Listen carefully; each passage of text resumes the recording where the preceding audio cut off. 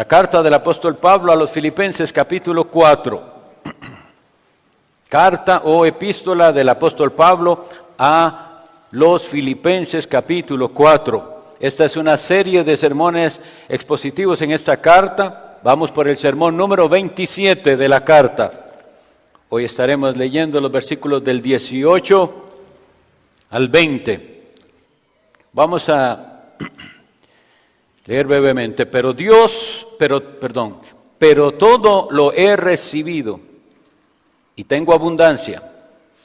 Estoy lleno, habiendo recibido de Epafrodito lo que enviasteis, olor fragante, sacrificio acepto, agradable a Dios. Mi Dios, pues, suplirá todo lo que os falta, conforme a sus riquezas en gloria en Cristo Jesús. Dejemos la lectura hasta ahí. Esta es la palabra de Dios.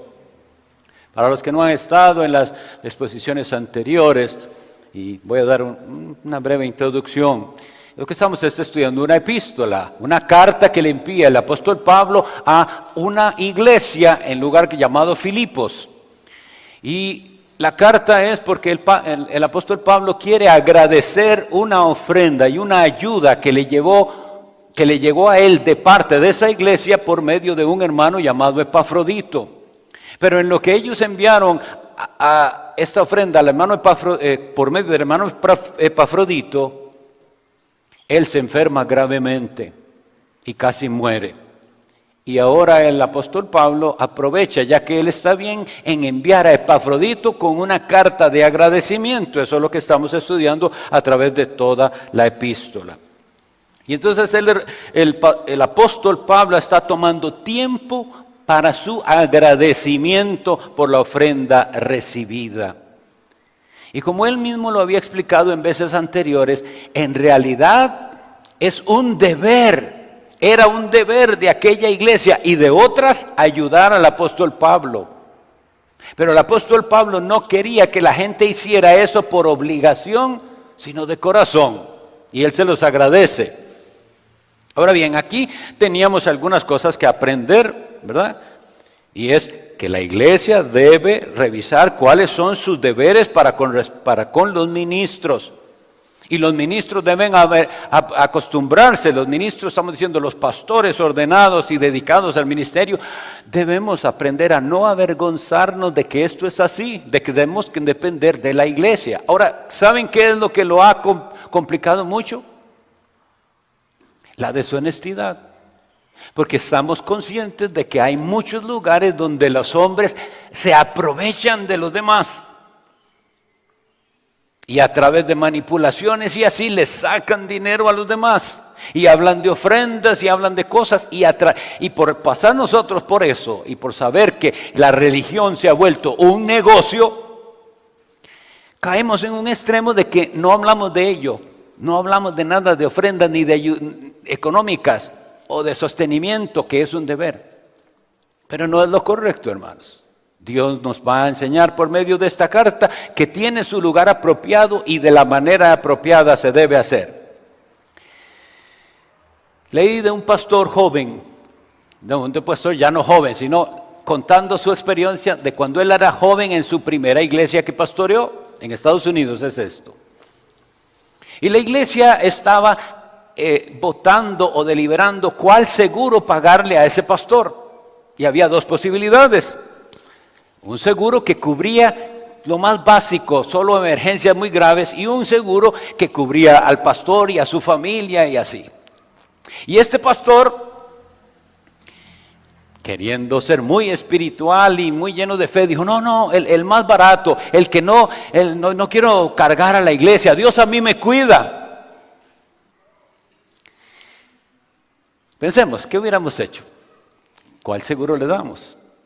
¿De verdad podemos confiar en que Dios cuida al pastor, nada le va a pasar ni a él ni a su familia?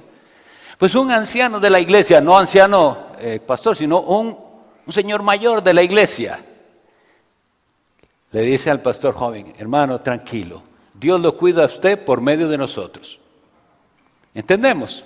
Sí es cierto, Dios lo cuida, pero ¿cómo? A través de los medios. Dios va a cuidar a ese pastor por medio de esa iglesia. Entonces la manera correcta era tomar el mejor seguro para el pastor, y así se demuestra que Dios está cuidando al pastor. Pues eso es parecido a lo que está sucediendo aquí. El apóstol tiene un poquito, si ponen atención a los versículos anteriores, como dice, yo sé que ustedes querían, pero no, y hacía falta recibir algo de ustedes. Y él ha comentado las penurias que ha pasado en la cárcel. A veces se nos olvidan estas cosas. En la cárcel escribió esta carta. Pero entonces tenemos ahora en estos versículos, en los versículos antes que habíamos estudiado, que él les agradece. En el 14 al 18 dice, sin embargo, bien hicisteis en participar conmigo en mi tribulación. Eso es lo bueno, y vimos una enseñanza de esto. Bien hicisteis. Y sabéis también vosotros, oh filipenses, que al principio de la predicación del evangelio, cuando partí de Macedonia es esa región de Filipos, ninguna iglesia participó conmigo en razón de dar y recibir, sino solo vosotros. Pensemos en esto. Quiere decir que el problema estaba ahí. ¿Cómo es esto de que no había iglesias que ayudaran al apóstol Pablo? El mayor misionero que ha tenido la iglesia. Y no había iglesias que participaran con él. Entonces podemos estar cometiendo un error, cayendo en ese de que Dios me cuida. No, Dios lo debe cuidar por medio de la iglesia. Ahora el apóstol Pablo entonces toma tiempo para agradecer y se expande en su agradecimiento y dice, y lo dice de una manera muy bonita, dice, todo lo he recibido de Epafrodito, lo que enviasteis, tengo en abundancia, estoy lleno. Hay una enseñanza desde aquí para todos nosotros, no solo con respecto a la iglesia, sino con respecto a nuestras familias. Les decía la vez pasada a los niños que tienen que aprender, a los hijos todos, a ser agradecidos con sus padres. ¿Es deber de los padres cuidar a los hijos? Claro que sí, pero es deber de los hijos agradecer el cuidado de sus padres. Y es el deber de los niños enseñados a apreciar a sus maestros. Y es el deber de la congregación apreciar a sus pastores. Es el deber. Pero como hacemos nuestro deber, a veces olvidamos que tenemos que agradecer. En nuestra familia, por ejemplo, agradezcan a la mamá o al que hizo la comida, o si la hizo el papá, agradezcan siempre un espíritu de agradecimiento, porque recordemos que el tema principal en toda esta carta es el gozo, es la alegría. Y si ustedes quieren ver lo que hay detrás de una persona gozosa, es que es agradecida. Óiganlo bien, si ustedes ven a alguien que parece que está muy contento siempre, estúdienlo y verá que es una persona agradecida. No se está quejando. Eso vamos a aprenderlo hoy. Esta frase yo creo que es digna de que la repitamos. Estoy lleno. ¿Qué es lo que quiere decirles el apóstol a ellos? Estoy lleno, estoy satisfecho. Pero él lo está diciendo esto en medio de situaciones difíciles. Estaba en la cárcel. Nosotros estamos en el presente, en nuestro país por lo menos, muy propensos a caer en la trampa del materialismo, que es en realidad una perdición. Y quisiera leerles a ustedes las palabras del apóstol Pablo a Timoteo. Hace un tiempo nosotros estudiamos esta epístola, pero quisiera recordarles, por favor, lo que le dijo en su primera epístola el apóstol Pablo a Timoteo. En el capítulo 6, versículos de 6 a 9, le dice esto Pablo a Timoteo. Pero gran ganancia es la piedad acompañada de contentamiento, porque nada hemos traído a este mundo y sin duda nada podremos sacar. Así que teniendo sustento y abrigo, estemos contentos con esto. Porque los que quieren enriquecerse caen en tentación y lazo y en muchas codicias necias y dañosas que hunden a los hombres en destrucción y perdición. Como les digo, hay una trampa terrible. Satanás la usa. Y por eso es que la gran mayoría de las personas está insatisfecha. Y aun cuando tiene un poco más de lo que tenía, todavía está insatisfecho. Y si Dios le da un poco más, todavía quiere más. Porque yo pregunto, vean las palabras del apóstol Pablo, teniendo sustento y abrigo. Entonces pregunto, ¿hay alguien aquí que tuvo que dormir en la calle? Dios proveyó donde durmiéramos el día de ayer. ¿Hay alguien que no pudo desayunar? Porque no tenía. Porque usted puede optar por no desayunar. Pero el apóstol dice, hay sustento, hay abrigo, estemos contentos, estemos agradecidos, pero no lo estamos. ¿Por qué será? Porque hay un pecado en el corazón del hombre que se llama avaricia. Y nosotros hemos pensado que ese pecado lo cometen solo los ricos. Y la gente habla del rico avaro o avariento, como dicen por ahí, pero el rico avaro, esa es la imagen que tenemos, pero veremos que no. La avaricia está en el corazón de cada uno. Y si no luchamos con eso, esa avaricia nos va a destruir por lo siguiente. En la carta a los Colosenses, es seguido ahí de Filipenses 3:5, dice el apóstol Pablo: haced morir pues lo terrenal en vosotros. Y oigan los pecados que hay que hacer morir: fornicación, matarlo; impureza, matarlo; pasiones desordenadas, matarlo. Son pecados horribles. Malos deseos. Pero lo que sigue, y avaricia, que es idolatría. Muy fácilmente los evangélicos y protestantes critican las costumbres de la Iglesia Católica Romana de tener imágenes, pero tienen sus propios ídolos a los cuales se postran, y el primero de ellos es la avaricia. Es más fácil identificar ese otro tipo de idolatría, porque usted tiene ahí la figura a la que usted venera. Pero este otro pecado, al cual muchos se postran, no es fácil tanto de identificar. Por eso que les digo, porque vemos avaro solo al rico. Pero oigan lo que aquí dice, que no debe mencionarse esto, tiene que hacerse morir. Avaricia, que es idolatría. Entonces pensemos, cualquiera de nosotros diría, claro que no tiene que haber en la iglesia fornicarios, gente inmoral, claro que no. Claro que no tiene que haber gente impura, claro que no. Pasiones desordenadas, todas las perversiones sexuales que ustedes saben que hoy hay, claro que no. Pero tampoco debe haber avaros. Y ahí no respondemos igual. ¿Ven cómo somos nosotros? ¿Por qué no respondemos igual ante este pecado de la avaricia? No debe haber avaricia en medio de nosotros. El cristiano no puede ser avaro, así como no puede ser adúltero. No hay permiso para cometer ese pecado. Esto nos confronta con las motivaciones que nosotros tenemos. Porque como les digo, puede también malinterpretarse de que no queremos progresar. Y no se trata de eso, sino que le pregunto, ¿usted quiere otro trabajo, otro empleo? Está pidiéndole a Dios otro empleo. Entonces les pregunto, ¿para qué? ¿Por qué es que quiere ese otro empleo?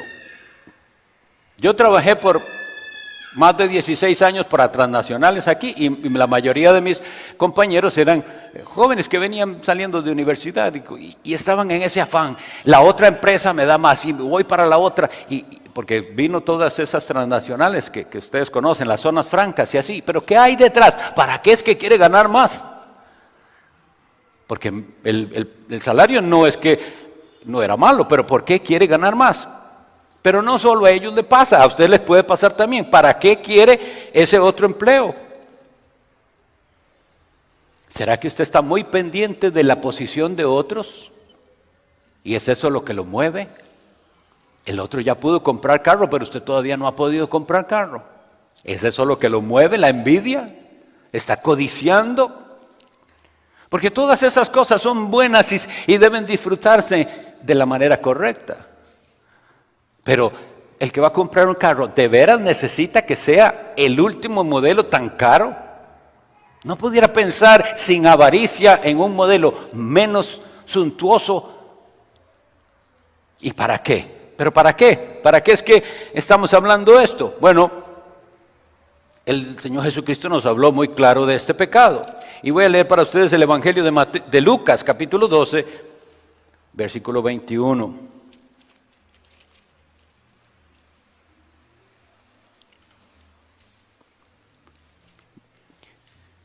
Voy a leer los versículos más bien desde antes. Voy a ver cuál. Voy a leer desde el versículo 15. Lucas 12, 15 dice, y les dijo, es Jesucristo el Señor el que está hablando. Mirad y guardaos de toda avaricia, porque la vida del hombre no consiste en la abundancia de los bienes que posee. Oigan, muy interesante esto. ¿Qué es la vida para usted? ¿Qué es que le fue bien en la vida? ¿A quién califica usted de exitoso en la vida? Jesucristo dice que no depende de la abundancia de los bienes que posee. Y nos da una parábola. La parábola no la voy a leer, pero se las comento. Había un hombre rico y había prosperado tanto. Y el rico se hace a sí mismo la pregunta, ¿qué voy a hacer? Tengo tanto ya sé qué haré. Voy a derribar mis graneros y los haré más grandes. Y acumularé. Y diré a mi alma, muchos bienes tienes guardados para el futuro. Reposa, gózate, disfruta de la vida porque nos ha ido muy bien. ¿Cómo termina la parábola? Versículo 20. Pero Dios le dijo, necio, esta noche vienen a pedirte tu alma y lo que has provisto, ¿de quién será? Así es todo aquel que hace para sí tesoro y no es rico para con Dios. ¿Es usted rico para con Dios? ¿Tiene usted algo de valor espiritualmente hablando? ¿Qué va a llevar usted a la presencia de Dios? ¿Cuáles son las obras que demuestran que a usted lo que le importaba era lo espiritual eterno? Esto nos tiene que hacer pensar mucho, porque fácilmente por la parábola entonces volvemos a pensar en los ricos. Y usted dice, ay, pero yo ni tengo graneros, ni finca, ni tengo nada. Pero es el principio de la avaricia lo que nosotros tenemos que combatir. Hay gente que está acumulando, haciendo tesoro, pero aquí. Una vez más nos dice el apóstol en Hebreos capítulo 13, versículo 6. En 13:5. Sean vuestras costumbres sin avaricia, contentos con lo que tenéis ahora. Porque Él dijo, no te desampararé ni te dejaré. De manera que podemos decir confiadamente, el Señor es mi ayudador. No temeré lo que me pueda hacer el hombre. Vean que aquí habla de sean nuestras costumbres. Tenemos que hacer entonces un análisis de nuestras costumbres. Tenemos nosotros la costumbre que vemos en Hollywood, en las películas, en todas esas, en todo eso de tener, acumular, avaricia, un corazón que nunca está satisfecho. En cambio vemos al apóstol Pablo en la cárcel y diciendo, estoy lleno. Estoy contento. Lo que ustedes enviaron, excelente ofrenda. Y veamos entonces cómo es que la describe en Filipenses capítulo 18, lo dice, todo lo he recibido y tengo abundancia, estoy lleno, habiendo recibido de Epafrodito lo que enviasteis. Y oigan la descripción porque esto es importante. Olor fragante, sacrificio acepto, agradable a Dios. Esta es una referencia al sistema de adoración del Antiguo Testamento. Si ustedes leen el Antiguo Testamento y en particular el libro de Levítico, ahí se habla de un montón de ofrendas que había que hacer. Diferentes holocaustos, sacrificios, a eso se refiere. Y había cierto tipo de ofrenda que se llama holocausto o una ofrenda quemada. Ahora yo les digo, no sé ustedes, pero en general lo que está quemado no huele bien. ¿Por qué dice que es agradable a Dios ese olor? ¿Se han puesto a pensar eso? ofrenda de olor fragante. Vamos a leer un poquito al respecto, a ver si logramos entender qué es lo que dice el apóstol Pablo. ¿Por qué le llama a esa ofrenda de ellos algo semejante a los holocaustos del Antiguo Testamento? En el Salmo 51, los versículos 16 y 17 dice, primero para que entendamos el carácter de Dios, dice, Salmo 51, 16 y 17. El contexto es este: el rey David ha pecado y ha pecado terriblemente. Es más, no parece este hombre que conozca a Dios con la clase de cosas que ha hecho, pero él se arrepiente. Y es el arrepentimiento lo que muestra que este es un hijo de Dios. Porque los hijos de Dios, eso es la diferencia, cuando pecan, se arrepienten. No hay nada que derribe tanto el corazón de un creyente que haberle fallado a Dios. Y aquí está este hombre que le ha fallado a Dios, pero fatalmente. Y entonces él dice, porque no quieres sacrificio, que yo lo daría. No quieres holocausto. Vean, David podía. Él era rey y era rico ya. Yo puedo. ¿Qué es lo que hay que hacer? Las ovejas que sea, yo las mato, las ofrezco. Y dice, Dios dice que eso no es lo que Él quiere. Dice, no quieres sacrificio, que yo lo daría. No quieres holocausto. Y entonces se explica. Versículo 17. Los sacrificios de Dios son el espíritu quebrantado. Al corazón contrito y humillado no despreciarás tú, oh Dios.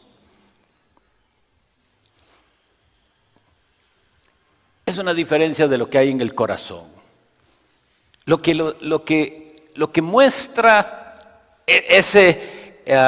lo que quiere el apóstol Pablo decirnos con esa ofrenda es que eso le costó a los filipenses como cuesta un sacrificio.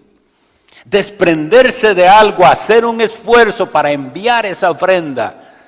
Dios lo recibe con olor grato porque es un holocausto, pero es un holocausto verdadero, no como estos que podían hacerse en el Antiguo Testamento. Dios no acepta si eso no fue hecho de la manera correcta. Por eso habíamos visto en la lección anterior que Cristo paró al que venía a dar una ofrenda, pero no estaba en paz con su hermano. Y le dice, no, deje su ofrenda ahí, Dios no recibe eso. Vaya, reconcíliese con su hermano y entonces venga y traiga la ofrenda. Entonces tenemos que entender cuándo y cómo acepta Dios nuestras ofrendas, porque en el caso de los filipenses, su ofrenda fue aceptable a Dios.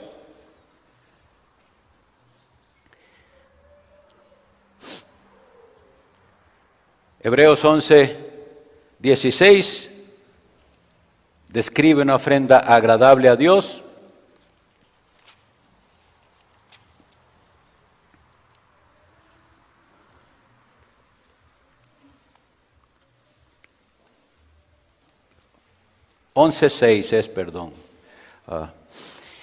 Pero sin fe es imposible agradar a Dios, porque es necesario que el que se acerca a Dios crea que le hay y que es galardonador de los que lo buscan. Ahora, ¿por qué le doy esto como primer requisito para un sacrificio aceptable a Dios? Porque lo que sea que usted haga, por más difícil que sea, por más que le haya costado, si no hay verdadera fe en ello, Dios no lo acepta.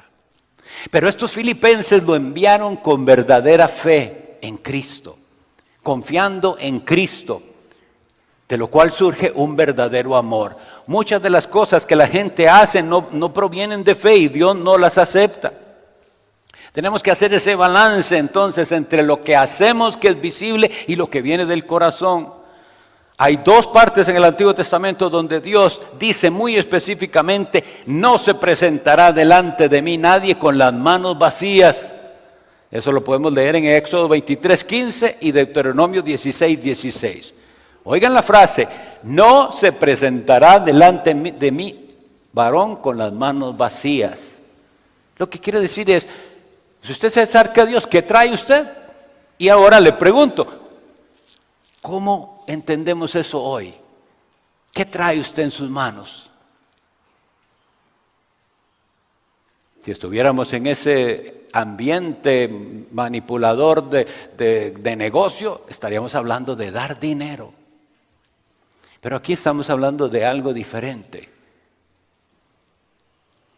La Biblia lo que nos pide que demos es primero el corazón. Y el proverbio dice, dame, hijo mío, tu corazón. Si su corazón no es de Cristo, nada de lo que usted haga, Dios lo recibe. Porque si Dios ha de recibir algo, lo recibe de manos de su Hijo Jesucristo. Por eso es que la Biblia dice que Él es el único mediador entre Dios y los hombres. Pero entonces, entendiéndolo así, le digo, ahora sí, ¿qué le trae usted a Dios? ¿Viene usted con esa actitud a la iglesia? Te ofrezco, Señor, mi corazón. Cuando usted tenga esa actitud, usted va a recibir la palabra y no va a estar cuestionando lo que Dios dice, sino que usted le va a decir, acepto lo que Dios tiene para mí. ¿Cuál es la condición en que Él quiere tener? Y la acepto así, de su mucho amor. Ahora bien, sí hay un esfuerzo que hacer. Porque pareciera, cuando hablamos de la fe y de la gracia, pareciera que entonces lo único que se necesita es algo sentimental, una emoción de que de veras yo creo en Cristo y ya. No, pero eso produce algo, y si no ha producido en usted un deseo de servir al Señor, cuestionaría si de verdad usted conoce la gracia de Dios. Porque en el corazón del creyente hay un deseo de agradar a Dios. En el segundo libro de Samuel, capítulo 24, en el versículo 24 podrán leer, no lo voy a leer para usar bien el tiempo. Se da una situación bien importante, les invito a leerla. Fue el episodio, ya es David rey por muchos años. Y viene y se le ocurre algo, una idea contraria a la voluntad de Dios. Y Dios castiga a Israel, al pueblo, por culpa del pecado de David. Y viene una mortandad. Y el profeta Gad le dice a David que él tiene que ir y ofrecer un sacrificio a Dios para que cese esa mortandad, esa plaga. Y cuando él llega al lugar donde está el ángel de Dios, dice que está con la espada desenvainada, lo cual significa, viene a arrasar con el pueblo. Él lo ve en un lugar específico, dice que en la heredad de Ornán Jebuseo, en el Crónica dice Arauna, pero es la misma persona, Arauna y Ornán es el mismo. Un Jebuseo, es decir, habitante de la ciudad de Jebús. Y cuando él ve al rey venir, él dice, ¿a qué viene el rey? Dice, yo tengo que ofrecer un sacrificio a Dios para que cese esta plaga. Y entonces le dice, véndeme esta heredad para yo poder ofrecer aquí un sacrificio. Y aquel hombre le dice, no, mi señor el rey, yo se la doy. Le doy la heredad y le doy los bueyes y le doy la leña que se necesita para que usted haga el holocausto. Y eso es lo que quisiera leerles. Segundo de Samuel 24:24. Después de eso, ¿cómo es que responde David? Y el rey dijo a Arauna, no, sino por precio te lo compraré, porque no ofreceré a Jehová mi Dios holocaustos que no me cuesten nada. Entonces David compró la era y los bueyes por 50 siclos de plata y edificó allí un altar a Jehová y sacrificó holocaustos y ofrendas de paz. Y Jehová oyó las súplicas de la tierra y cesó la plaga en Israel. ¿Cuál es su actitud cuando hay necesidad? Cuando usted ve al necesitado, ¿cuál es su actitud? ¿Es usted de los que dicen, cuando ve la necesidad, ay, hay tanta gente rica, ¿verdad?, que no ayuda, pero no piensa en usted? Porque eso es lo que nosotros hemos visto por siglos. Al Papa de Roma hablando a favor de los pobres, pero la Capilla Sixtina cubierta de oro. Eso no coincide. Entonces, aquí vemos que el corazón tiene que estar con verdadera fe, y la verdadera fe produce algo. Por eso fue recibida la ofrenda de los filipenses, porque cuando ya hay un corazón para Dios, entonces todo cambia. Dice aquí, el versículo 19 del Salmo 51, entonces te agradarán los sacrificios de justicia, el holocausto u ofrenda del todo quemada. Entonces ofrecerán becerros sobre tu altar. Sí, estamos llamados a ofrecer sacrificio a Dios, a dar, pero lo primero que tiene que haber es antes un corazón contrito y humillado. Esta frase, olor grato, quisiera que la comparemos con lo que dice el apóstol Pablo en Efesios 5:2. Y andad en temor, andad en amor, como también Cristo nos amó y se entregó a sí mismo por nosotros, ofrenda y sacrificio a Dios en olor fragante. Todo lo que nosotros podamos hacer para Dios, si lo hacemos con un corazón que tiene verdadera fe en su Hijo Jesucristo, recuerda a Dios aquel sacrificio único y perfecto de su Hijo en la cruz del Calvario, y por eso Él lo recibe como algo aceptable. Nosotros debemos pedir a Dios que nos dé un corazón como el de estos filipenses, que estuvieron dispuestos a sacrificarse, y Dios aceptó aquel sacrificio que era correcto. Ahora bien, ¿qué aplicación vamos a tener para nuestra vida? Porque fácilmente cuando nosotros, y lo acabo yo de hacer, fácilmente cuando estamos hablando de lo que no anda bien, vemos a otros que lo están haciendo no bien. Como lo que dije del Papa de Roma, o como lo que dije de las iglesias donde todo es dinero y robo. Sí, ok, muy bien verlo ahí, pero ¿cómo estamos nosotros delante de Dios? ¿Cuál es nuestra posición, nuestra disposición de dar? ¿Damos nosotros de lo que sobra? ¿Procuramos en la medida de lo posible que otro sea el que dé, que alguien lo solucione? Porque hay ofrendas aceptables, por más pequeñas que sean, y habíamos leído en su momento en Lucas capítulo 21, que Cristo vio cuando una viuda dio para las ofrendas de Dios 2 blancas, 2 moneditas, y Él dijo, esa mujer echó más que todos los demás, porque dio todo para... Pero lo interesante es que Cristo dio para las ofrendas de Dios. Hermanos, las ofrendas le pertenecen a Dios. Nosotros, yo creo que también hemos, por separarnos de todo ese, yo le llamo el negocio de la religión, hemos hecho de nuestros espacios de ofrenda algo casi invisible. Y el Señor nos manda, eso es parte de nuestra adoración.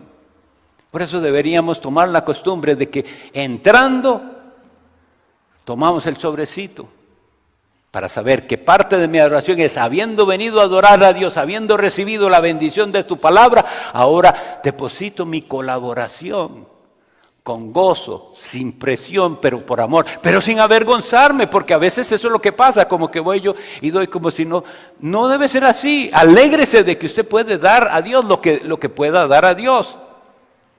Claro que tenemos que huir de la hipocresía. Versículo 19, y termino.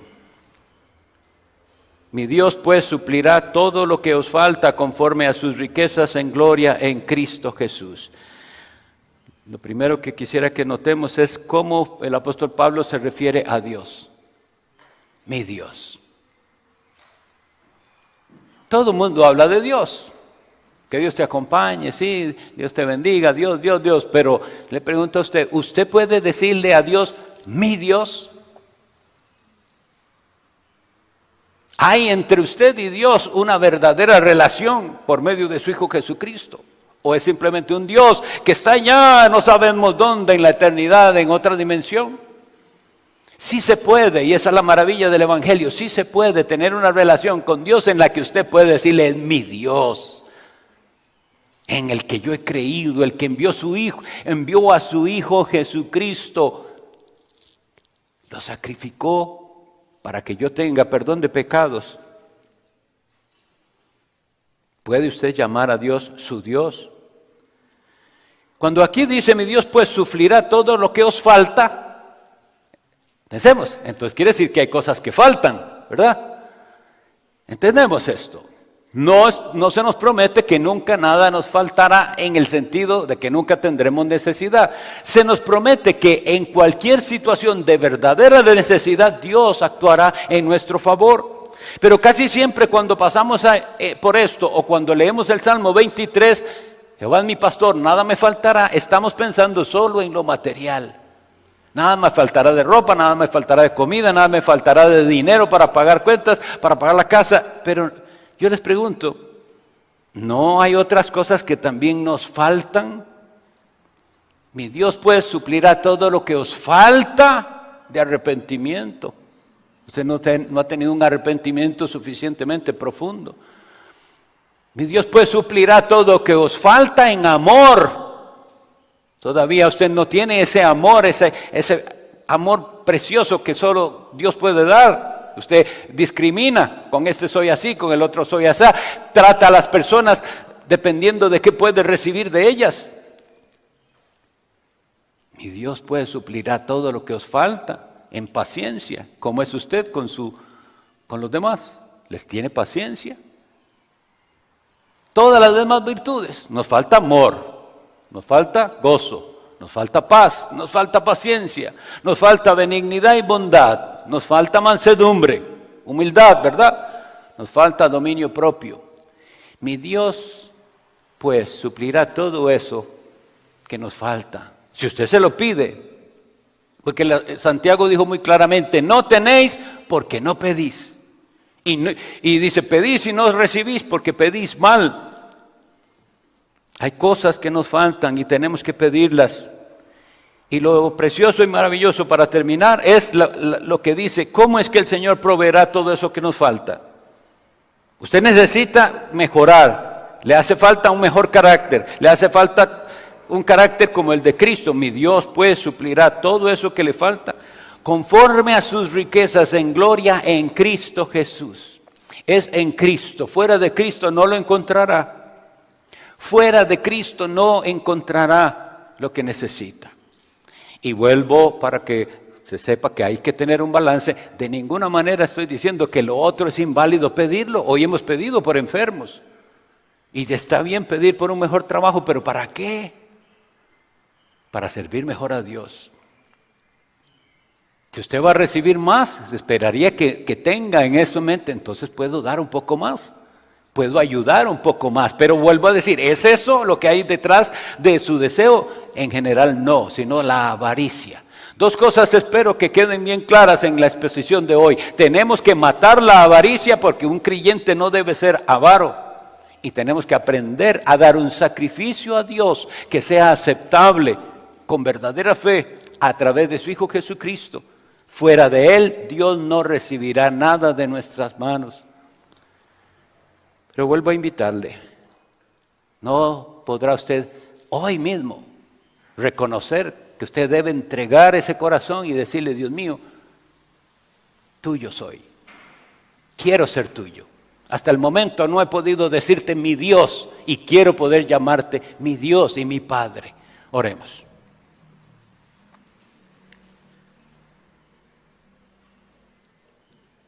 Dios bendito, estamos tan necesitados de tu gracia. Extiéndela, Señor, para con nosotros, porque deseamos con todo el corazón servirte, pero nuestros pecados nos alejan de ti. Danos, Señor, hoy lo que necesitamos, conforme a las riquezas en gloria en Cristo Jesús, en cuyo nombre oramos. Amén.